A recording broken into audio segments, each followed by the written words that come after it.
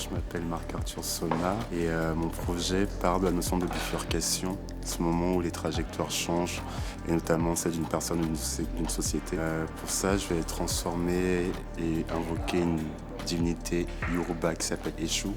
C'est une divinité qui siège au niveau des carrefours et des intersections décisives quand une personne doit prendre un choix. Et Eshu a une histoire particulière parce que pendant la traite négrière transatlantique, l'Occident a confondu son culte avec un culte qui serait proche du culte du diable. Et donc il a commencé à diaboliser donc, le culte d'Eshu.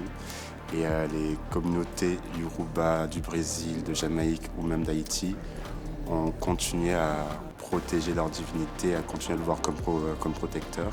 Et ces communautés-là ont continué à résister. Et il y a toujours des cultes d'Eshu. Et Eshu se transforme donc en symbole de résistance.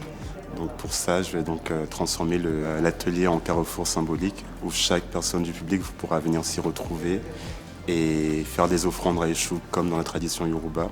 Et ces offrandes prendront donc la forme d'amulettes en céramique où chacun pourra y noter ses intentions de transformation sociale. Et au fur et à mesure de la résidence, toutes ces pièces vont s'accumuler et former une sorte d'entité collective. À la fin de cette résidence, il y aura donc une collecte, une activation de ces amulettes-là par le biais d'une performance qui prendra donc la forme d'une sorte de performance cérémonie dansée où ces amulettes seront activées comme une sorte de rituel de clôture.